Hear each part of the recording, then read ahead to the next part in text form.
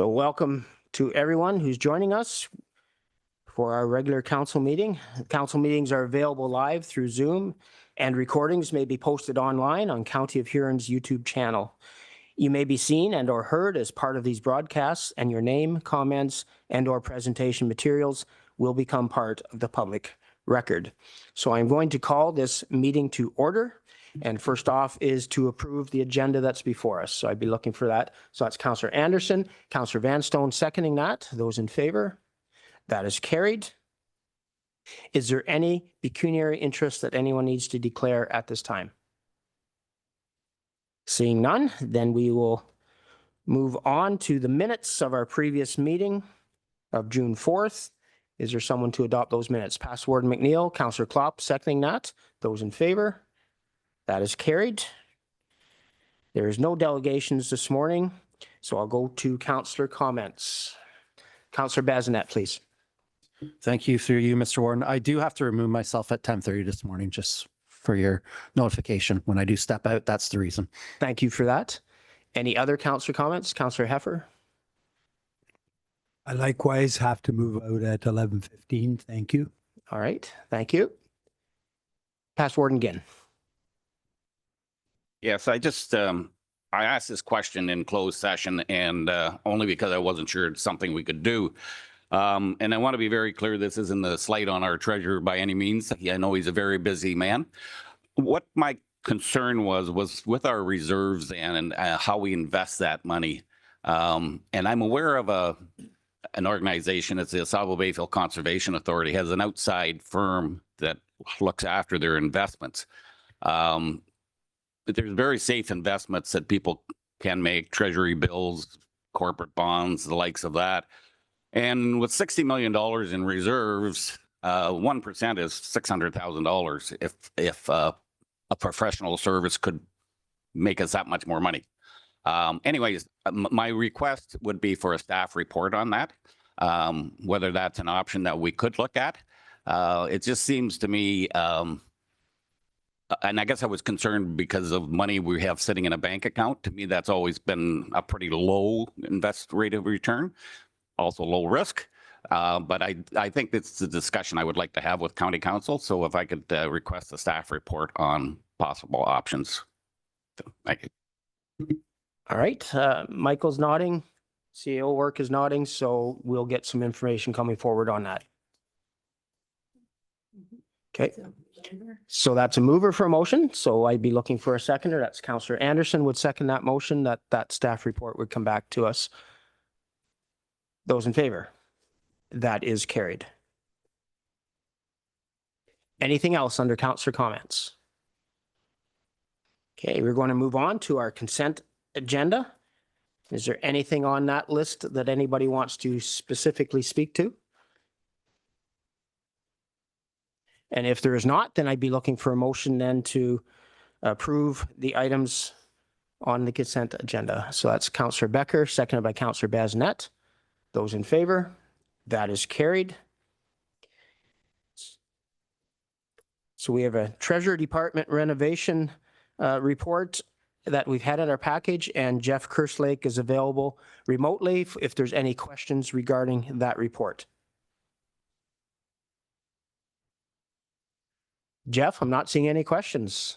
So no questions, then I'd be looking for some direction, and there is a prepared motion if someone is willing to put that forward. So that is passed Warden Ginn, and that is seconded by Councillor Heffer.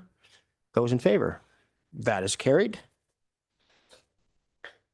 Under emergency services, there's an agreement, and Jeff is here for questions if there's any questions on that agreement. Councillor Becker.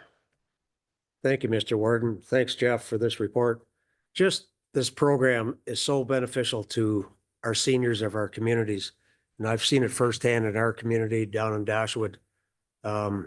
These paramedics come to the houses, look after these people. And the lady that lived down the street, she stayed in her home till she was over 100 years old. She didn't want these people coming to her door. She thought they were going to invade her privacy and that. But after a while, she started putting makeup on and welcoming them, got people in her house. And the family was so pleased how well she was looked after. And it was really great to see. And not only her, there's another gentleman on the next block. I seen these paramedics go in the house, do their job, and the families were very happy with the service. Thanks again. Always good to have a good news story to go with a report. So thank you for that, Councillor Becker. So if there's any other comments, if not, then I again be looking for a motion. So that's Councillor Becker and Councillor Vanstone would second that. Those in favor? That is carried. Under economic development, we have Mark Nonks with us and Raina is here as well. So I'm going to welcome you to present your report.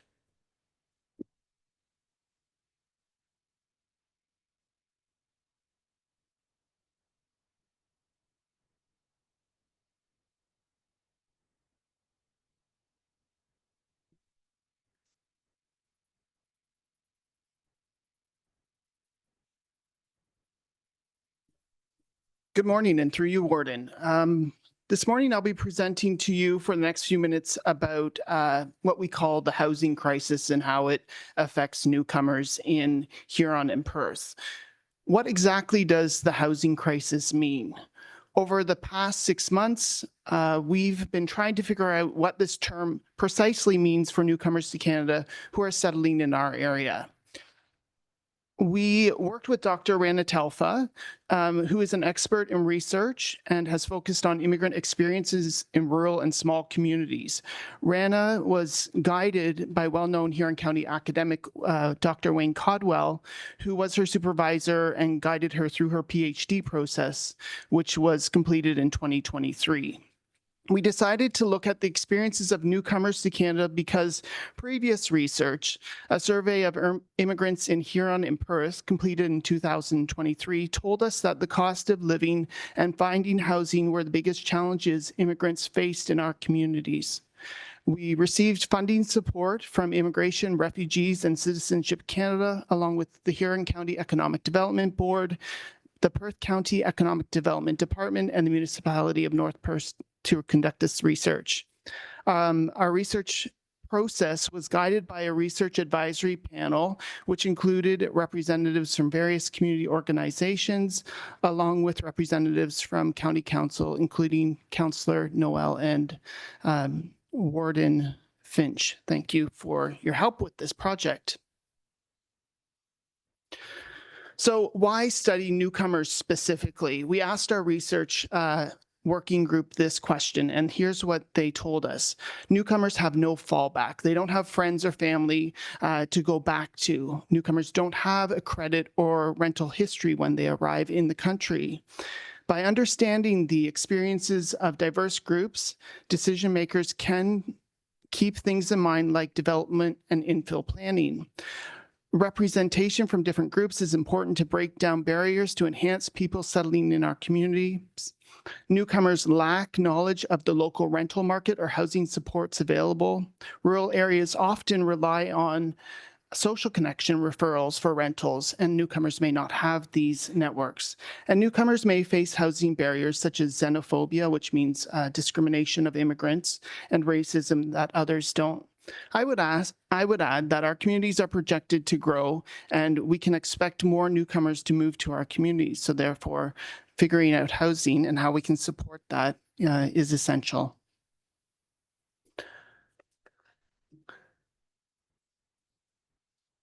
In 2023, finding affordable housing was a top challenge identified by immigrants in Huron and Perth, according to 195 immigrants who filled out a survey. When we looked for more information about this challenge in other small or rural communities in Canada to better understand the problem and how to address it, we were hard pressed to find anything. So we thought we needed to take action. We know from an encyclopedia worth of information in larger centers that housing has a significant impact on newcomers' settlement experiences. And so we set about to create our own research project that would address these gaps. So we worked with Dr. Telfa, who designed this research project, which was themed around 3 research questions. And those research questions are, is housing adequate, accessible, and affordable for immigrants and newcomer families in Huron and Perth? How is housing information and resources accessed? And how do housing experiences increase newcomers' feelings of belonging and being part of the community?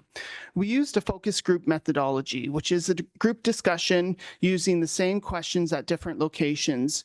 We looked for repeated items at conversations and at different sites to identify themes and findings. So I'll turn it over to Randy here to give us a bit more about what we did. So the data for this research was collected in November 2024 by having group discussions with the newcomers, including the refugees, immigrants, and temporary workers. We went to 4 communities and we were able to have discussions with 40 participants. So we developed 13 open-ended questions, and the design of these questions were done with the partnership with the research working group. We held the group discussions in public libraries, and each session lasted for 1.5 hours. So, and the criteria for selecting participants, we were mainly looking for newcomers who arrived in Canada in 2018 or after, who lived in Huron and Perth counties, and we were looking for communities for less than 10,000 population. So who participated? We had 17 folks in Listowel take part, 10 in Goderich, 8 in St. Mary's, and 5 in Exeter. 63% of those participants were female, 38 were male. The countries of origin are reflective of the countries where people are arriving from in our areas. So Ukraine, Philippines, Mexico, Syria, India, Ghana, Guatemala, Iran, Russia, and Ivory Coast. And a bit more about those participants, 23 of them lived in houses and 17 in apartment buildings. 31 were participants. 31 of the participants had children who were under the age of 18, and most of them arrived within the last 3 or 4 years. And so here's our first, we kind of pulled out 10 key findings, and here's the first of the findings. So the first finding was just housing is just one part of the settlement experiences. It is entwined with employment and transportation. In addition, during discussions, participants shared their experiences and the importance of learning the English language and having access to English language classes in their communities. Also, how important to live in a place near schools for their children, the importance to having access to healthcare services, public libraries, and grocery stores. Yeah? Okay. Okay. Next slide. Okay. Also, during discussions, participants shared their experiences that how employment enabled them to find a housing for rent and how they were hesitant to sign a 1-year rental agreement without having a job. Also, transportation was an issue for them and limited their housing options. And buying or having a vehicle during early settlement was not an option for them. All of these factors were limiting their options. The second finding that we had was that 48% of the participants paid more than 30% of their monthly income on rent. That's significantly higher than Canadian-born people, which is around 31% of people in Huron County who pay more than 30% of their monthly income on rent. The people most impacted are people fleeing war, so folks from Ukraine or Syria, who paid up to 40 to 80% of their income on housing. The lack of a credit history in Canada was a challenge that people faced, and that's when people are asked on a rental application whether or not they have a Canadian guarantor who can ensure that they can pay their rent. Not everybody had that. People often had to wait for 2 to 4 months after submitting an application to find out whether or not their application for rent was successful. And larger families struggled to find a place to rent frequently. Many people did turn to shared housing to save money, and people were living with up to living with roommates allowed 8 participants to allocate 20 to 30% of their monthly income to housing. And we also found that when employers assisted newcomers to find a place to live, it helped to reduce stress and ease that early settlement process. Also, in this research, we wanted to assess participants' stability in their communities. So we asked them a questions. How often have you moved since arriving in Canada? So the results showed that 10 participants stayed in the place where they arrived. However, there were 16 participants moved at least once, and 6 participants moved twice or more. So participants with the fewer moves were likely to often experience smoother transitions into their communities. Another thing found during our discussions was that people were telling us what is suitable housing. So was there enough bedrooms for everybody? Was there enough bathrooms? Can people have privacy in the place?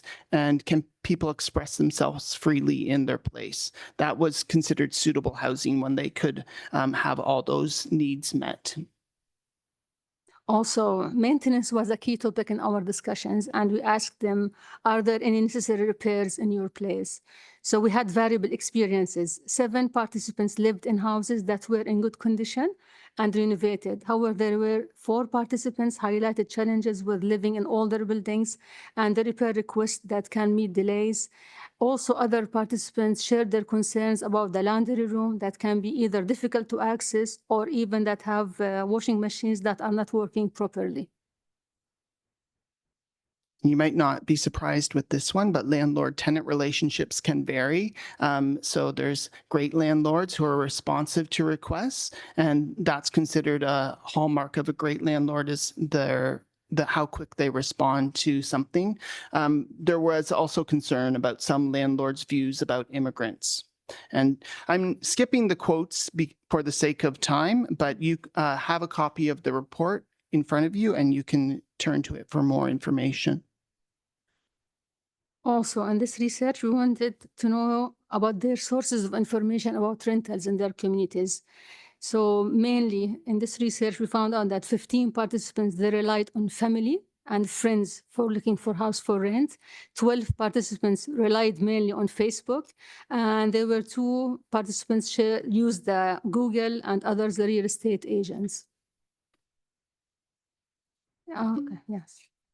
So in this research, we found out that there is a gap in information about finding a place to live in these communities. Participants had no access to official information sources. In addition, they were not familiar with government supports for affordable housing. There was a lack of knowledge of tenant rights, and 22 participants stated that there wasn't enough information about housing in Huron and Perth counties for newcomers. The next finding is, despite these challenges, many people told us, the overwhelming majority told us that they felt accepted, that they appreciated living in small communities.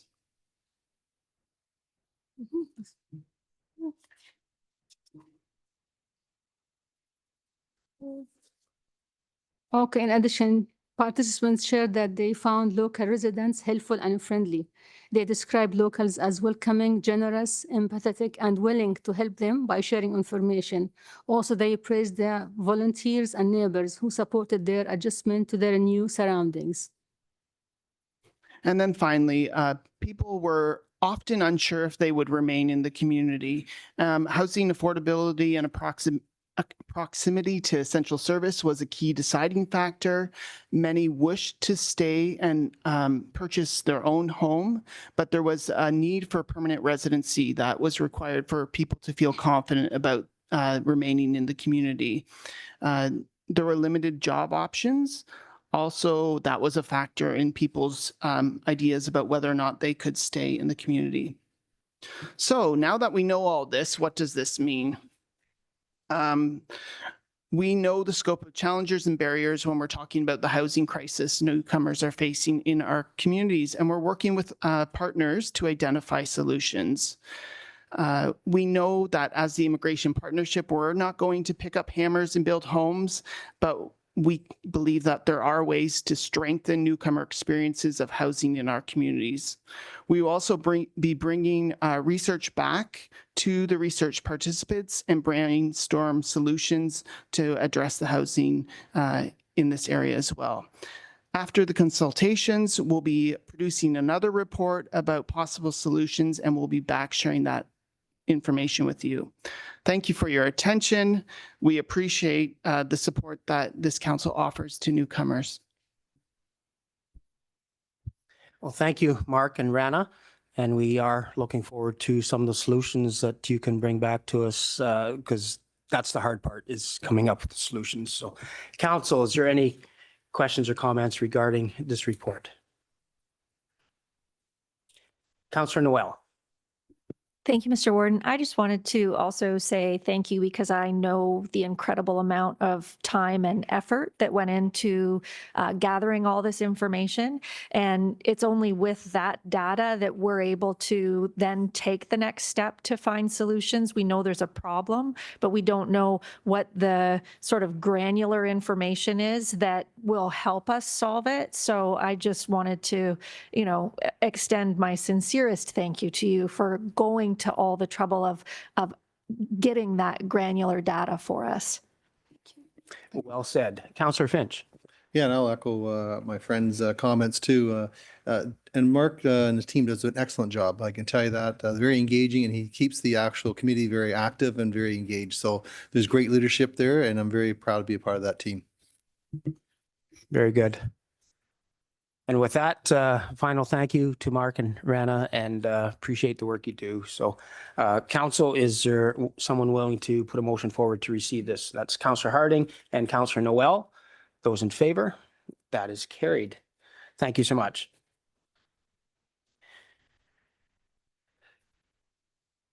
Michael, year-end financial review.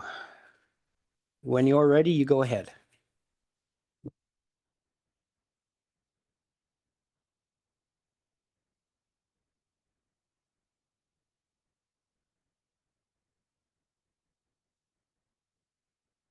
Thank you, Warden. I'm actually not going to share my screen just yet. I've just got some appendices. I'll maybe bring those up later. If there's any questions on those, I can bring them up. But I'll just speak to the report. So the report before you for day two, council, is really just an extension of what I presented earlier. Earlier was just very high level summary of our financial results. This is a little more detailed by our department, and it gets into our operating and capital activities.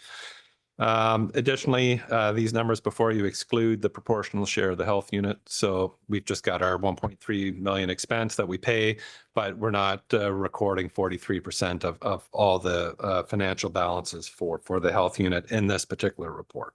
So that's where there's a slight difference between the numbers that you see here versus the actual or audited financial statements. So the recommendation before you today is looking for approval to allocate the 2.1 million in unallocated surplus. 1.8 million of that, looking for it to go into our general reserve for contingency, and that's what we're using for the 2025 levy stabilization. So through the 2025 budget, we had identified 1.8 million as surplus. So looking to set that aside for 25 budget, and the balance 339,000. Just looking to move that into the Homes for the Aged reserve. We have a lot of pressures there right now with some of our mechanical systems. So just looking to supplement some of that reserve to assist with those pressures. So overall, we did have a good year with a modest surplus, as I mentioned, about 2.1 million in overall unallocated surplus. And that's kind of buried within that 248 million overall on our financial statements. So to get to that figure, that 2.1 million, I do make a few adjustments just kind of off the side on a spreadsheet. And those are related to some of those PSAB adjustments that we have to account for in our financial statements, but they're non-cash and they're related to future expenditures, whether we may never incur those as a whole. But so I do adjust for those as part of my unallocated surplus. So that's related to the asset retirement obligation. Like we have 11 million on our statements for that liability. We're actually not going to incur that today. or maybe ever in the future if we don't do anything with their buildings. Same with the early retiree benefits. That's just something we book the full provision, has to be on our statements, we expense it. But the actual cash that we incur would just be the actual expense for those that truly are receiving early retiree benefits, not the entire employee pool. Same with the WSIB actuarial assessments. They just look at our current pool, figure out what that life to date cost would be for WSIB for those that are currently injured. And we have to book that as a provision on our statements. So I'm kind of backing those out as non-cash. The one adjustment that I made this year, those are future expenditures. I made a slight adjustment this year, just recognizing the fact that we're going to start fully utilizing our reserves. We're going to have more of a cash flow challenge here in the next 5 to 10 years.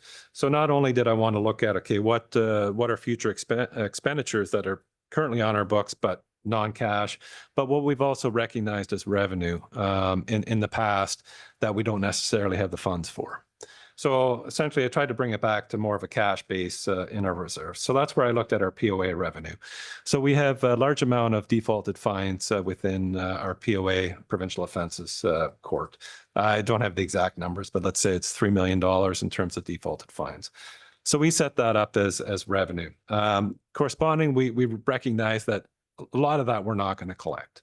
So we set up a provision for bad debt. But there's 663,000 on there. That's a future collection. So it's recognized as revenue. And we know that at some point in the future, we're going to collect it, but it's not cash in hand today. So I'm just backing that out, suggesting we back that out this year because that 663 has been over time set up in reserves, but I don't have the cash to cover that. So if that was the only reserve we had today, if we had 650,000 in reserves based on that allocation, I wouldn't actually have the cash to be able to go out and spend it. So I'm just backing that, making that slight adjustment. So just to bring our reserves back to a more cash flow basis. Therefore, the unallocated surplus is 2.1 million. Had I not made that slight adjustment for this year, it would have been 2.8 million. Getting into the operating, we did have a small surplus again overall on the operating. A couple departments actually exceeded their budget. One being corporate, which we always generally do. We don't budget for insurance deductibles, and then it also don't account for that interest transfer to our reserves. So that shows as a deficit. But then within planning, we had a fee revenue was lower than budget. And there was some unexpected leave that we had to account for there. So those really were the two departments where we had some pressures over budget. Everybody else was within budget for various reasons. Attrition management continues to be a great program here with us at the county, and that's one of the key drivers for our surplus. Winter maintenance in 24, we had 477,000 in surplus for 24 for winter maintenance. So that contributed as well. We're not going to see that in 2025, unfortunately. So that's going to be a future pressure that we will have. And I'll speak to that a little later. And we had some additional provincial funding within the homes that was not included in the budget. Just overall general per diems were increased at a greater rate than what we had estimated in the budget. So that was an additional 350,000 in terms of additional per diems for our various envelopes. And we had additional 600,000 that we recognized for our direct care funding.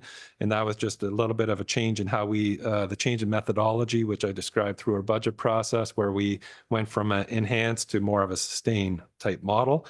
So we recognized an additional 600,000 in revenue there.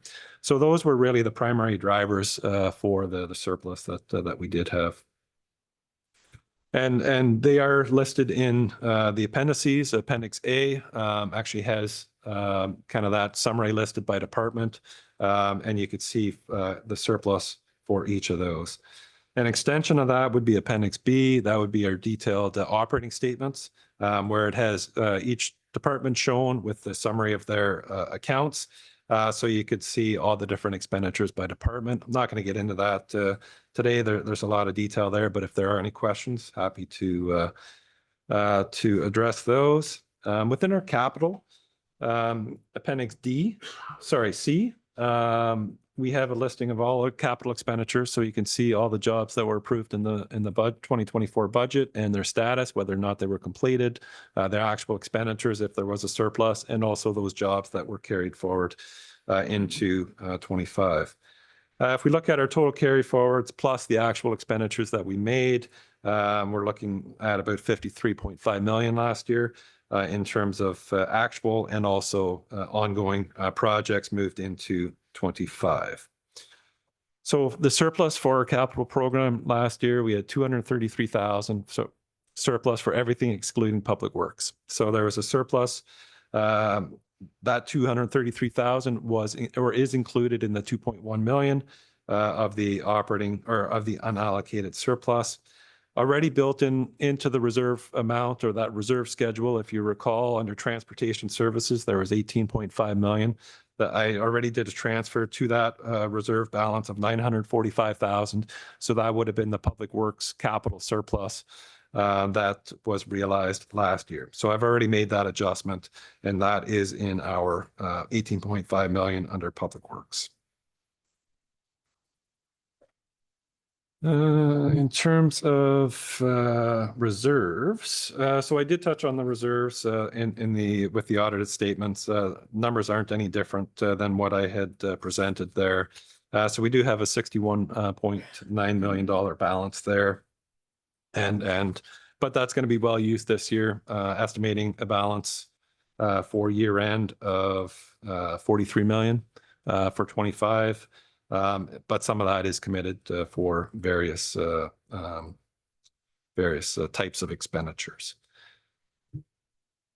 And I just in relation to one of the Councillor again in terms of the investment strategy and whatnot, that's one part where it'll be factored in the report, but it's having that long-term visibility of what our expenditures are going to be, so we can actually better able to plan for investment strategy. So that's where we're looking moving forward with our multi-year budgeting, different things like that, where we've got better long-term visibility in terms of what our future pressures are going to be, because we know in the next 10 years, our reserves are pretty much going to be fully utilized to support our capital program if we proceed with our program as it currently stands.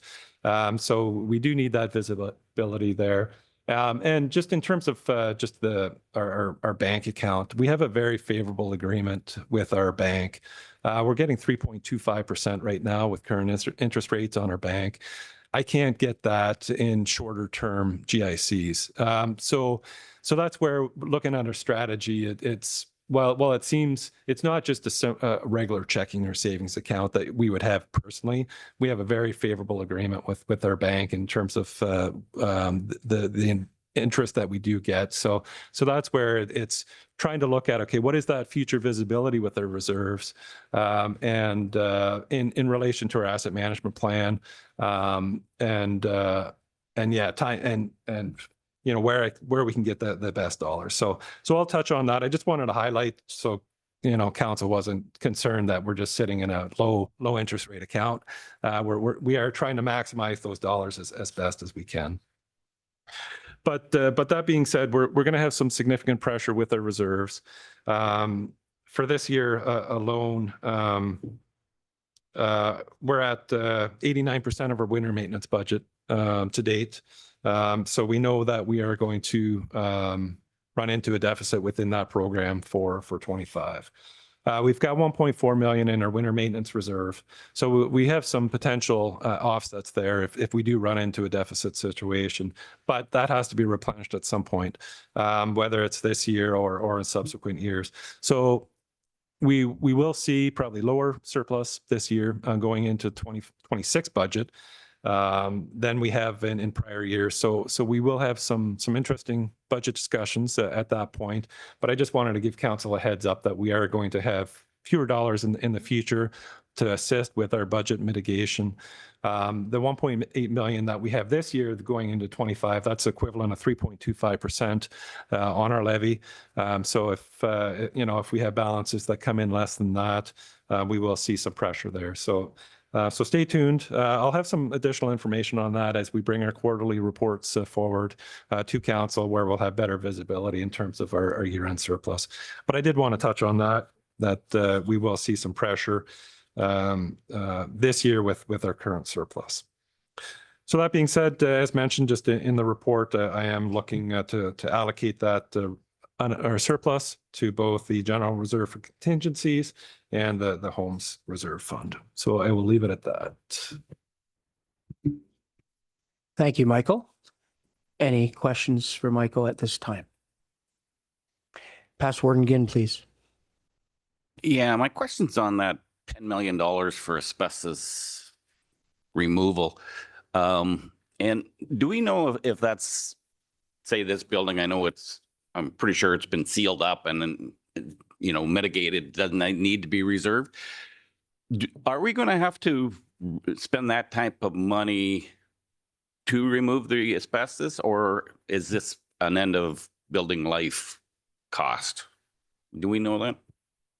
Michael? Yeah, through you, Warden. Correct, it's end of life. So right now it's been addressed. We don't have to actually do the remediation.